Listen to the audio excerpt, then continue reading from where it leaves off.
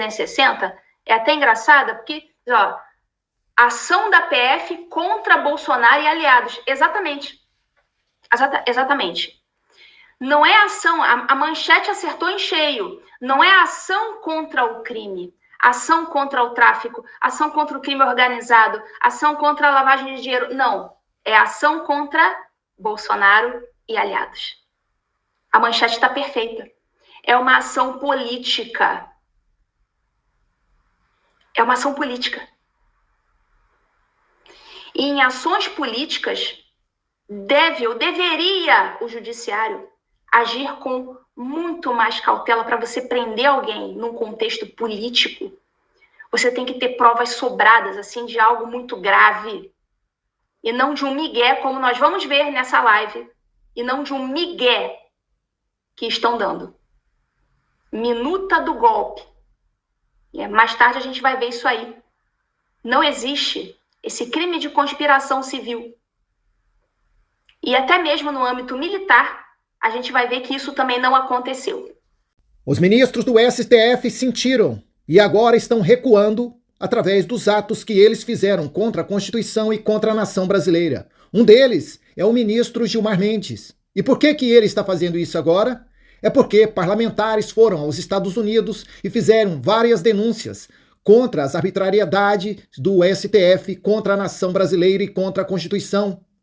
E o presidente da Câmara dos Estados Unidos dos Direitos Humanos disse que vai tomar todas as providências cabíveis. E agora veja, depois disso tudo, o que o ministro Gilmar Mendes disse depois de sentenciar mais de 131 pessoas a mais de 17 anos de cadeia. Assista esse vídeo. Aí quando vocês terminarem de assistir esse vídeo, vai ter outro vídeo de uma juíza onde ela fala claramente quais foram um dos crimes que esses juízes cometeram perante a Constituição brasileira.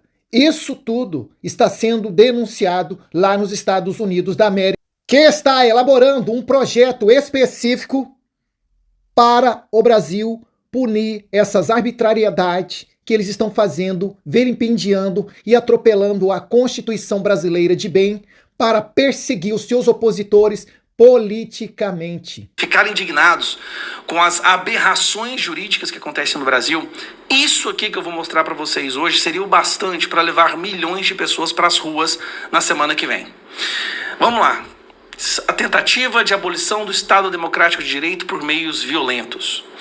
Centenas de pessoas estão sendo condenadas pelos nossos ministros da Suprema Corte a 10, 15, até 20 anos de prisão, mais do que assassinos, mais do que traficantes. Na verdade, todos os traficantes estão sendo soltos no Brasil hoje. Mas estão sendo condenadas pessoas sem nenhum histórico criminal, réu primários, que nunca cometeram nenhum crime na vida, senhoras de idade, senhores de idade, que não estavam armados. Você já sabe a história. Estão sendo condenados a 17 anos de prisão, certo? Só que aí, um dos ministros que votou para condenar essas pessoas a 17 anos de prisão, que são os nossos ministros que adoram dar entrevistas por aí, foi dar uma entrevista em Portugal, para uma TV de Portugal. Agora eu quero que você escute o que esse ministro disse sobre o 8 de janeiro. O ministro do Supremo Tribunal do Brasil, Gilmar Mendes, considera que não existiu uma tentativa clara de golpe de Estado no passado dia 8 de janeiro.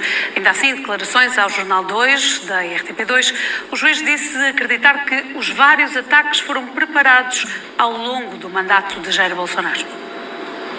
Não houve, de forma muito clara, não se pode dizer, uma tentativa de golpe, não houve quem quisesse assumir o poder. Ocuparam o Supremo Tribunal Federal, ocuparam o Palácio do Planalto e ocuparam parte do Legislativo. Mas, de qualquer forma, causaram um imenso tumulto, como nós estamos a ver e estamos a discutir, inclusive, no exterior, aqui em Portugal, em outros sítios.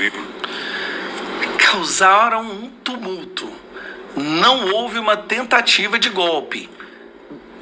Abre aspas. Não houve uma tentativa de golpe. Eles apenas causaram um tumulto.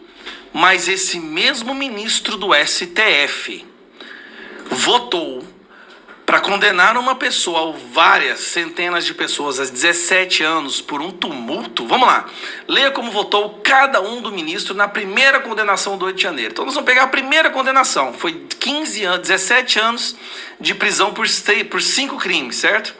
Olha isso daqui, como que eles votaram. Olha como que o Gilmar Mendes votou. Não, eu quero, preste atenção nisso aqui é escandaloso.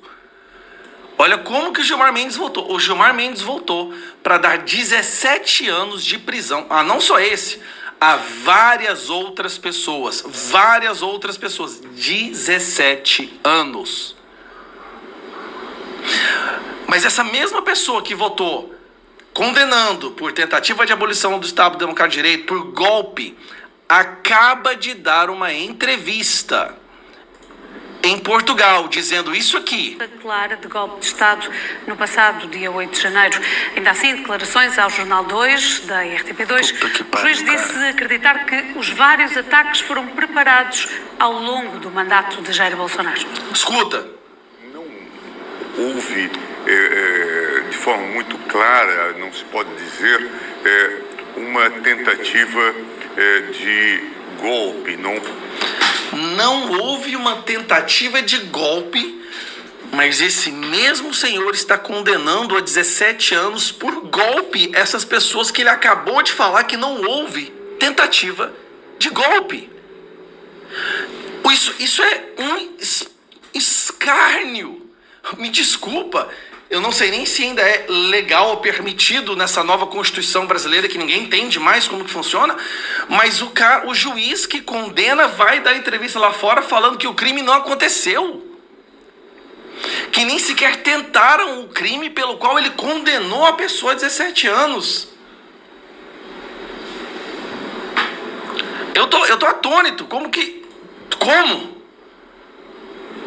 meu Senhor Deus? Alguém me explica. E nós estamos falando de centenas de pessoas que estão sendo condenadas.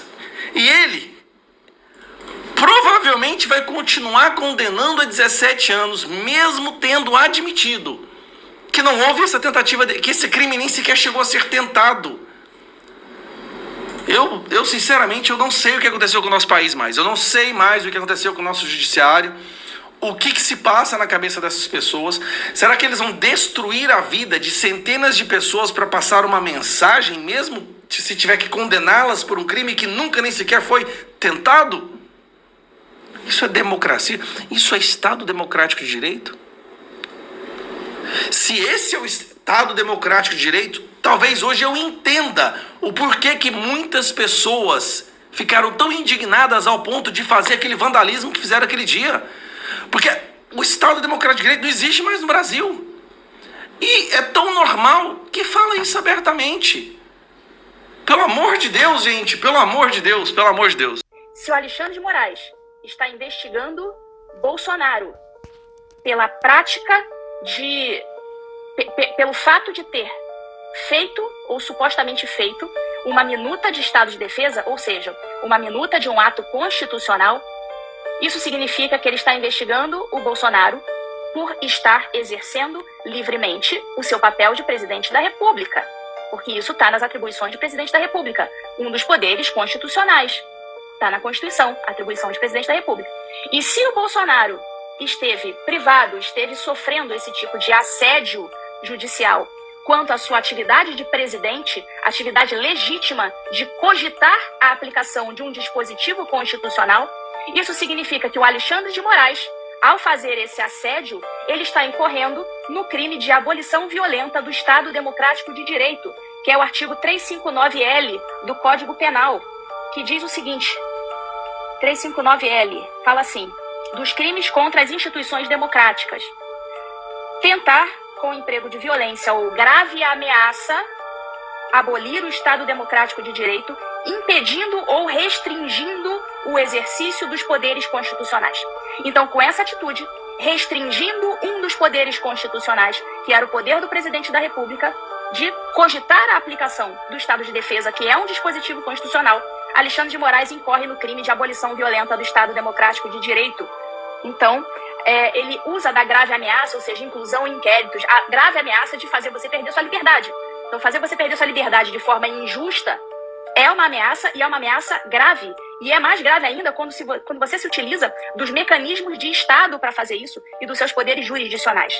Então, eu aponto aqui Alexandre de Moraes como incurso no artigo 359-L, abolição violenta do Estado Democrático de Direito.